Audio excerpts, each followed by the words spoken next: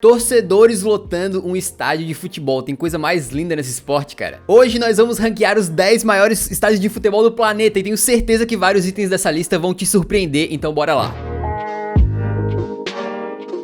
Inaugurado em 2009, o estádio Borg El Arab fica nas proximidades da cidade de Alexandria, no Egito, uma das mais importantes de toda a civilização antiga, né? Ele foi arquitetado como parte da tentativa do Egito de ser a sede da Copa do Mundo de 2010. A candidatura do Egito falhou, ainda bem, porque a Copa de 2010 na África do Sul foi sensacional, mas o estádio foi construído mesmo assim. Ele tem capacidade para 86 mil pessoas e atualmente ali é onde rolam jogos alguns da seleção do Egito, também alguns jogos do Al Ahly, do Al Ittihad e de outros clubes ali do país. Aliás, apesar de você estar no Eurofoot, a maior parte dos estádios dessa lista não serão na Europa. É uma lista do mundo inteiro, beleza? Mas fica ligado que você vai se surpreender muito, principalmente com o primeiro colocado da lista aqui.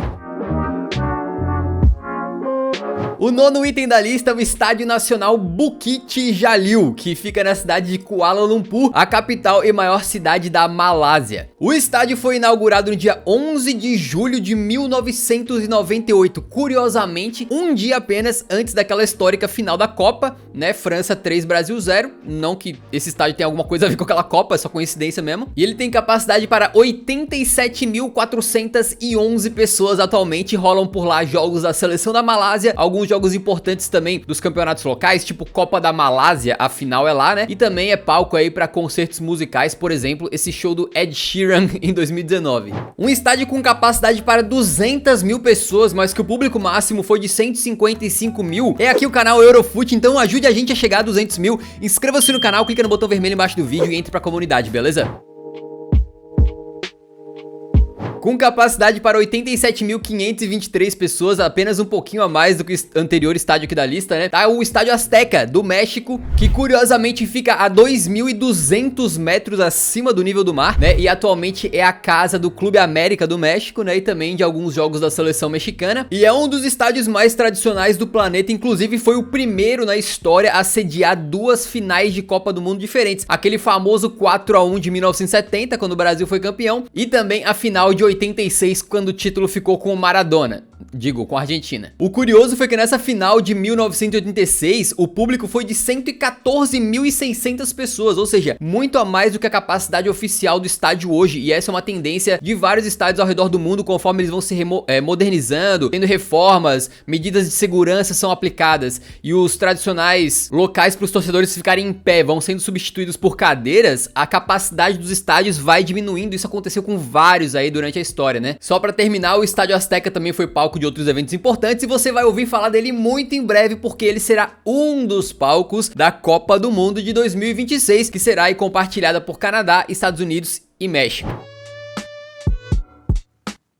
O sétimo estádio da lista é o Wembley, né? Tradicional estádio de Londres que foi construído em cima do Wembley, exatamente, né? Tinha um estádio lá chamado Wembley, que foi demolido e foi construído outro no mesmo lugar, que também chama Wembley. Atualmente ele tem capacidade para 90 mil pessoas e é um estádio muito importante para todos os ingleses, porque a maioria das finais de Copa da Liga, Copa da Inglaterra, Supercopas da Inglaterra, é tudo lá no Wembley também. As finais de playoffs das divisões inferiores ocorrem lá, né? Então é um estádio bem importante aí, bem bacana. O Wembley tem um arco, né, que passa assim por cima, cara, que além de servir como parte da estrutura, né, segura ali uma parte do teto e tal, ele também é aquele marco na cidade, tá ligado? Você de longe consegue ver o Wembley por causa daquele arcão bonito, e ele também pode ser iluminado, então a noite fica bem da hora. De vez em quando eles fazem algumas homenagens lá, acendendo cores em homenagem a um time, a uma seleção, um país, algum evento. E entre 2017 e 2019, o Wembley foi temporariamente a casa do Tottenham, né? Que estava sem casa porque o estádio dele estava sendo demolido para a construção de um novo. Aí consegui botar o Tottenham no vídeo de alguma maneira. As finais da Champions de 2011, aquele Barcelona 3, Manchester United 1, e também a final da Champions de 2013, que foi Bayern de Munique 2, Borussia Dortmund 1, aconteceram lá no Wembley, e também terá uma final da Champions de 2024, que já tá programada pra acontecer lá. Essa final será Tottenham contra algum outro time, né, claro. Você sabia que o Wembley tem um total de 2.618 privadas? Pois é, não sei por que eu falei isso, mas é verdade. Isso dá um total de 34 privadas por pessoa se o estádio estiver lotado. Isso dá um total de 34 pessoas por privada se o estádio estiver lotado. O sexto item da lista é o Rose Bowl, que fica lá na área de Pasadena, ali em Los Angeles, nos Estados Unidos, e tem uma capacidade de 92.542 pessoas. Na realidade, eu encontrei vários números diferentes online em relação à capacidade máxima do estádio, mas é mais ou menos por aí. Ele foi aberto em 1922, então tá praticamente completando 100 anos, né? Como vários estádios nos Estados Unidos, ele serve primariamente ao futebol americano, mas também aí é palco para partidas de futebol da seleção americana e também de algumas competições lá da América do Norte. Ele é um estádio muito marcante, histórico para você que tá me assistindo e é brasileiro, né? Se você é brasileiro, você deve amar o Rose Bowl. Por que isso? Porque foi lá que em 1994, na final da Copa do Mundo, o Roberto Baggio isolou aquele pênalti que deu o título da Copa pro Brasil. Vai partir, vai que é sua, Tafarel! Partiu, bateu, acabou! Acabou! Acabou! É tetra! É tetra! É tetra! Aliás, o estádio também será um dos palcos da Copa do Mundo de 2026 e também das Olimpíadas de 2028.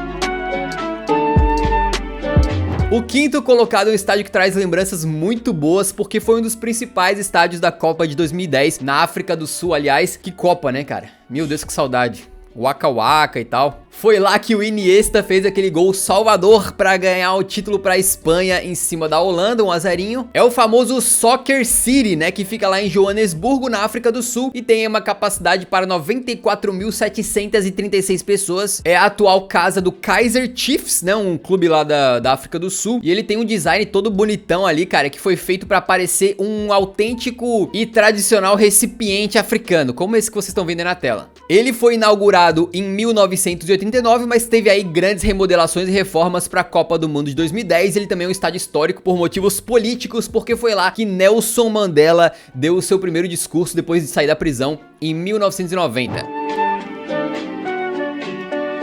Que estádio que é o Camp Nou, né? Ele tem uma atmosfera magnífica lá dentro e uma capacidade para 99.354 pessoas, tornando aí ele o maior estádio da Europa. Ele foi inaugurado em 1957 e de lá pra cá, até ter o formato e a capacidade que tem hoje, já passou por várias renovações, remodelações e tal, mas mesmo assim o Barcelona não está satisfeito e eles têm um projeto de construção de um novo estádio para substituir o Camp Nou, para ser ainda maior, né? E o mais curioso desse projeto é que o novo estádio do Barcelona, se for construído um dia, pode se chamar New Camp Nou, que seria uma tradução para Novo Campo Novo. Curioso, né? Curioso. Já sediou várias finais de campeonatos, inclusive as finais da Champions de 89 e de 99, além de ter sido palco para jogos de Olimpíadas e para a Copa do Mundo de 82. Aliás, lembra aquele bagulho lá dos estádios ficarem com capacidade menor com o tempo? Pois é, em 86 o Barcelona foi jogar contra a Juventus pela anterior Copa Europeia, né, que é a atual Champions League, e botou 120 mil pessoas no estádio, né? E hoje em dia a capacidade é menos de 100 mil.